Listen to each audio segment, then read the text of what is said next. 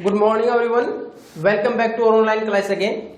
In the last class we were discussing about different vulnerable groups in India कि भारत में कौन कौन से ऐसे ग्रुप हैं जिनके अंदर पॉवर्टी बाकी नेशनल रेशियो से ज्यादा है. Then after disparities of poverty in different states, inter disparities in India कि अगर हम अलग अलग स्टेट्स की बात करें किस प्रकार अंतर है हमारे यहाँ मध्य प्रदेश, असम, उड़ीसा, बिहार, ये किस प्रकार हमारे यहाँ नेशनल रेशियो से ज्यादा वहां गरीबी है, किस प्रकार हमारा इंप्रूवमेंट किया गया केरला में, वेस्ट बंगाल में, पंजाब, हरियाणा में, तमिलनाडु, आंध्र प्रदेश में, क्या क्या स्टेप्स उठाए गए, किस प्रकार इस गरीबी से बाहर आने के लिए कदम उठाया गया और किस प्रकार वो कामयाब. जैसे केरला में हमने देखा था ह्यूमन रिसोर्स के ऊपर इन्वेस्टमेंट किया गया, वेस्ट बंगाल में लैंड रिफॉर्म्स पर फोकस किया गया, हरियाणा पंजाब में एग्रीकल्चर, मॉडर्न एग्रीकल्चर पर फोकस किया गया, आंध्र प्रदेश तमिलनाडु में पीडीएस के अंदर इंप्रूवमेंट किया गया इस गरीबी को कम करने के लिए. अब हमारे पास है ग्लोबल पॉवर्टी सिनेरियो, तो था भारत तक सीमित कि हमारा किस प्रकार अंतर है गरीबी का. अब हमारे पास ग्लोबल पॉवर्टी ऐसा नहीं है कि भारत में ही ऐसा है, पूरे वर्ल्ड में अंतर तो है. पूरे वर्ल्ड में अगर पूरी पॉपुलेशन के लिए हम पॉवर्टी रेशियो निकालें तो शायद जो रेशियो आएगी उसमें भी बहुत सारे अंतर होंगे. किसी कंट्री में ज्यादा होगी जैसे हमारे स्टेट्स में है और किसी कंट्री में बहुत कम होगी.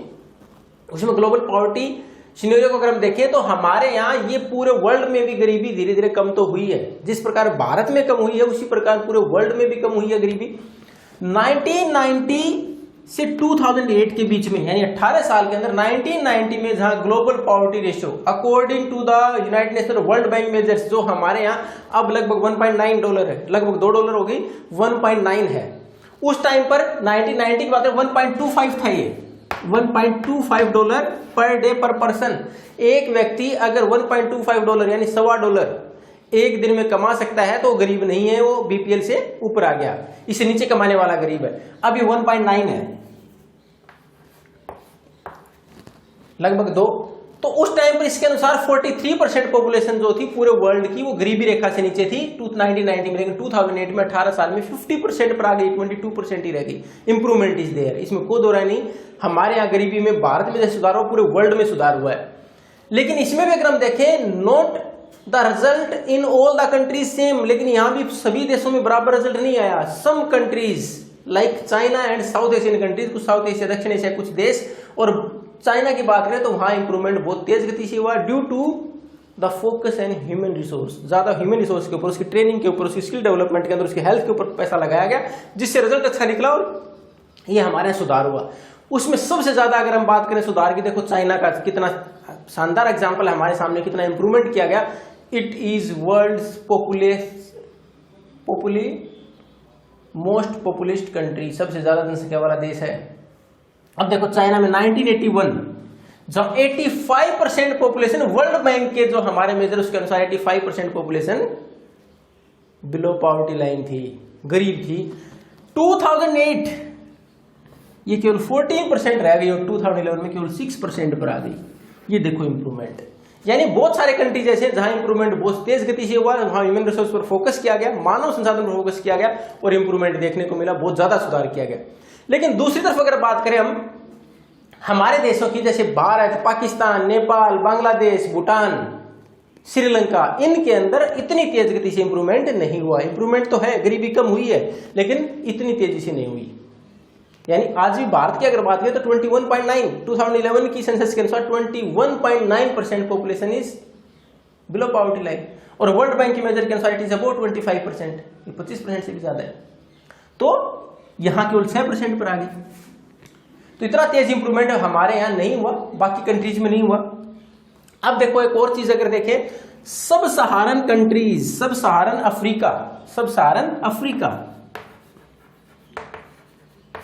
अफ्रीका कंटिनेंट के वो क्षेत्र जहां सहारा जो मरुस्थल है उसके आसपास के इलाके हैं, वहां तो गरीबी बढ़ी है, पहले से भी ज्यादा गरीबी बढ़ी है वहां यानी इंप्रूवमेंट नहीं हुआ, वहां तो गरीबी बढ़ी है.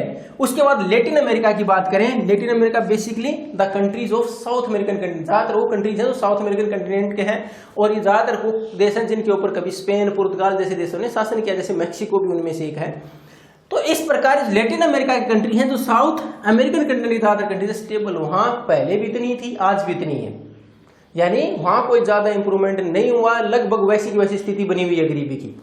उसके बाद रसिया, जहां एक बार के लिए ये तय हो गया था कि no one is poor according to the world measures, की कोई शायद गरीब नहीं है, 0% पर था, रीसरफेस वापिस वहां गरीबी आनी शुरू हो गई। वहां भी कुछ सेक्शन ऑफ सोसाइटी हैं जो बीपीएल में आ रहे हैं।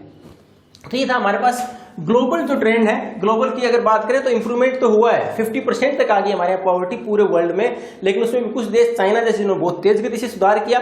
उसके अलावा कुछ एक देश हैं जहां आज भी वैसी बनी है, कुछ देश तो ऐसे भी हैं जहां वापिस बढ़ रही है, और जहां पहले बिल्कुल 0% थी वहां भी वापिस आ रही है। ये अलग अलग कंट्रीज के एग्जाम्पल है कि ग्लोबल पॉवर्टी में किस प्रकार, जैसे भारत में एग्जाम्पल है, कुछ स्टेट ने बहुत ज्यादा इंप्रूवमेंट किया, कुछ एक स्टेट आज भी पिछड़े हुए हैं। जैसे हमने बिहार उड़ीसा का एग्जाम्पल देखा था, more than 1/3 of the population is below poverty line.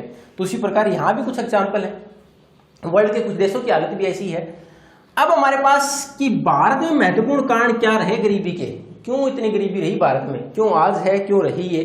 तो उसमें अगर हम कोई तो पॉवर्टी देखें तो सबसे पहले तो जो हमारे पास ब्रिटिशर्स ने इतने लंबे समय तक शासन किया, जो ब्रिटिश गवर्नमेंट रही हमारे ऊपर, उनकी जो इकोनॉमिक पॉलिसीज थी, they ruined our textile industries and handicraft. जो हमारे हाथ का काम था, शिल्प का काम था, चाहे कपड़े बनाना, चाहे टोकरी बनाना, चाहे हमारे जितने मेटल्स के काम होते थे, चाहे पोट्री वगैरह हैं, जितने भी हमारे काम होते थे, उसके अलावा जो टेक्सटाइल इंडस्ट्री थी हमारी, कपड़ा उद्योग सबसे मजबूत था, उन सबको इन्होंने बर्बाद करने की पॉलिसी जैसी रही, जिनकी वजह से हमारी जो इंडस्ट्रीज है वो खत्म होती चली गई। तो पहला तो हमारे ब्रिटिश पॉलिसीज थी, उन्होंने हमें सबसे बड़ा नुकसान पहुंचाया, और हमारी लगातार इकोनॉमिक ग्रोथ कम रही। दूसरी तरफ इंक्रीजिंग पॉपुलेशन, लगातार भारत की पॉपुलेशन बढ़ती रही, चुनौतियां बढ़ी। इतनी बड़ी पॉपुलेशन को रोजगार देना और उसके लिए फूड प्रोवाइड कराना, खाने की सुविधाएं प्रदान करना बहुत बड़ी चुनौती रही हमारे सामने। तो हमारे पास गरीबी के सबसे बड़े फैक्टर है तो ब्रिटिश पॉलिसी, ब्रिटिश समय रहा, उसने हमारे पास इस प्रकार की पॉलिसीज अपनाई, टोटली एक्सप्लोटेटिव पॉलिसीज की पूरी तरह शोषण करने वाली नीतियां अपनाई, and they earn the huge profit from air. उन्होंने यहां से तो बहुत प्रॉफिट कमाया, लेकिन हमारी इकोनॉमी पर ध्यान नहीं दिया, तो हमारा रोजगार नहीं रहा। दूसरा, हमारे पॉपुलेशन लगातार बढ़ रही थी, ग्रोथ रेट कम, पॉपुलेशन का लगातार बढ़ना, इन दोनों ने हमारा गरीबी की हालत ज्यादा विकराल बना दी। अब उसके बाद हमारे पास हमारे प्रयास तो किए गए इस गरीबी से बाहर आने के लिए, जैसे हमने ग्रीन रिवॉल्यूशन इंट्रोड्यूस की भारत में, किसके लिए, to increase the production of food grains, की हमारे यहाँ जो अनाज है उसके प्रोडक्शन को बढ़ाया जाए। लेकिन उसमें भी क्या हुआ था, effect was only to some states, कि इसका जो प्रभाव था कुछ एरिया तक रहा, some areas are effective by it only, कि कुछ एक एरिया तक इसका प्रभाव रहा। उसमें भी अगर हम बात करें तो उसमें ज्यादातर आपने पहले भी पढ़ चुके हो, उसमें पंजाब, हरियाणा, वेस्टर्न उत्तर प्रदेश सबसे ज्यादा प्रभाव इन इलाकों में देखने को मिला। बाकी जो थे इसकी वजह से जो परसेंटेज बढ़ी, प्रोडक्शन बढ़ा, लेकिन इसके अलावा बाकी देश में इसका प्रभाव कम रहा, जिसकी वजह से इतने रोजगार नहीं डेवलप हुआ है। दूसरा, हमारे यहाँ गवर्नमेंट ने शुरुआत में आपने देखा था मिक्स्ड इकोनॉमी को अपनाया गया, मिश्रित अर्थव्यवस्था, जिसमें प्राइवेट और पब्लिक सेक्टर दोनों मिलकर काम करे, जॉइंट सेक्टर में काम किया जा सकता है, जहां पॉसिबल हो प्राइवेट सेक्टर पैसा लगाए, गवर्नमेंट भी उसमें इनिशिएटिव ले।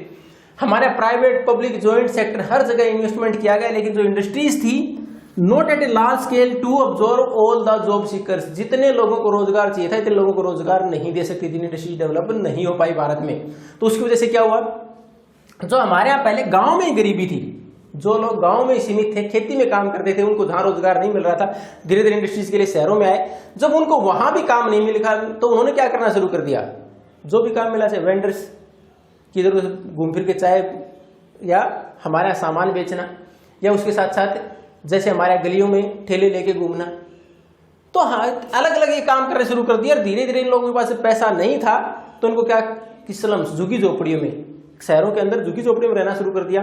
और ये जो गरीबी जो पहले केवल गांव में दिखाई देती है, अब शहरों में भी आ गई, यानी अर्बन पॉवर्टी का रूप ले लिया उसने। शहरों के अंदर वो लोग जिनको कोई रोजगार नहीं मिल रहा था, छोटे मोटे काम धंधे करने शुरू कर दिए, जैसा काम मिलता, चाहे कैजुअल वर्कर्स थे, चाहे वेंडर्स थे, हॉकर्स थे, उन्होंने सब ने इस प्रकार काम करना शुरू कर दिया। और कहाँ रहना शुरू कर दिया, शहर के आउटस्कर्ट, बाहर वाले इलाकों में झुग्गी झोपड़ियों में रहना शुरू कर दिया। और ये अब अर्बन पॉवर्टी का रूप ले लिया इसने, इंडस्ट्रीज आने के बाद भी रोजगार नहीं मिले।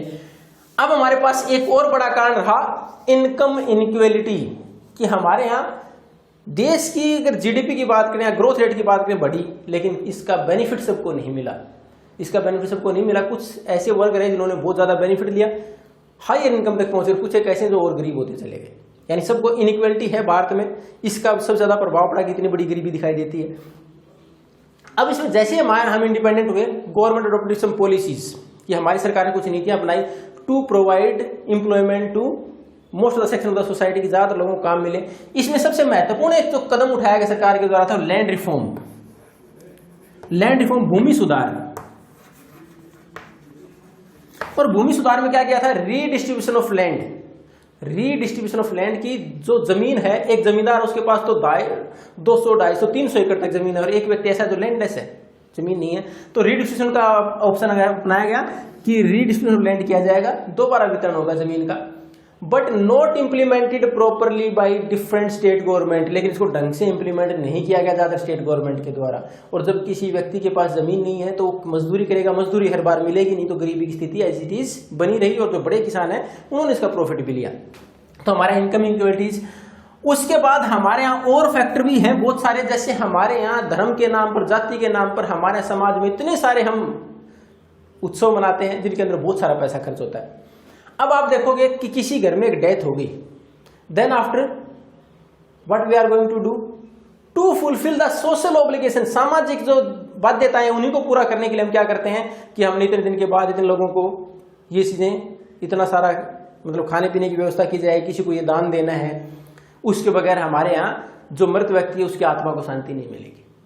तो इसके ऊपर इतना सारा, एक गरीब से गरीब व्यक्ति भी उन सामाजिक जो जिम्मेवारियां उनको पूरा करने के चक्कर में कहीं चाहे उसको कर्जा लेना पड़े वो जिम्मेवारियां पूरी करता है। तो हमारे सोशल कल्चरल इसमें है, तो हमारे शादी में बहुत सारा पैसा खर्च होता है।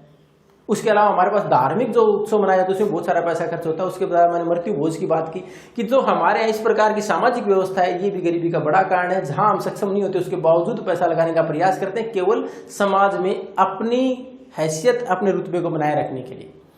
अब उसके बाद हमारे पास है, अगर छोटे किसानों की बात करें, जहां किसान या तो जमीन है ही नहीं या छोटे किसान है, उनके पास डिफरेंट मॉडर्न फार्मिंग मेथड्स, आधुनिक अगर यंत्र वो खरीदने हैं, खाद बीज जैसे insecticide, fertilizers, pesticides, modern farming machinery, ये सारी खरीदने पैसा तो है नहीं सीड्स वगैरह डालने के लिए। अब वो क्या करेंगे? They have to take the loan, उनको लोन लेना पड़ेगा। अब जैसे ही लोन लेंगे, if they are not able to pay, अगर मान लो किसी कारण फसल बर्बाद हो गया, अच्छी नहीं हुई, then they are not able to pay, repeat, वो लोन वापस नहीं दे पाएंगे, देन डेब्टनेस, इन डेब्टनेस, वो कर्ज जाल में फंस जाएंगे। एक कर्जा पहले वाला उतरा नहीं, अगली फसल के दोबारा लेना पड़ जाएगा। तो इस प्रकार ये हमारा गरीबी का एक और बड़ा कारण बन जाएगा, ये गरीबी का एक और कारण बन जाएगा। पहले ही गरीब है और बढ़ गया। तो ये हमारे यहाँ थे पहले तो ग्लोबल पॉवर्टी सिनेरियो, अलग अलग पूरे वर्ल्ड में अलग अलग कंट्रीज में क्या हालत है गरीबी की। उसके बाद भारत में गरीबी के मुख्य कारण क्या है? इकोनॉमिक पॉलिसीज ब्रिटिश काल से जो आई, उसके बाद हमारे यहाँ पॉपुलेशन का बढ़ना, उसके बाद हमारे यहाँ कुछ पॉलिसी इंप्लीमेंट तो की गई, प्रयास तो किए गए, लेकिन नॉट सफिशिएंट, पर्याप्त नहीं रही। उसके बाद इनकम इनइक्वालिटीज की, हर व्यक्ति को बराबर का अवसर भी नहीं मिला।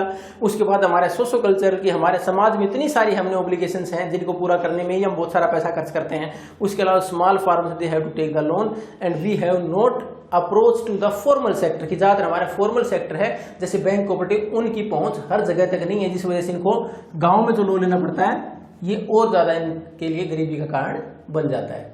In the next class, we are going to continue how different policies are adopted by our government to remove or to minimize poverty, कि हमारा गरीबी खत्म करने या कम करने के लिए सरकार ने क्या कुछ कदम उठाए, किन चीजों के ऊपर फोकस किया है, कौन कौन सी योजनाएं चलाई गई। If you have any doubt, then you can ask. Thank you and have a nice day.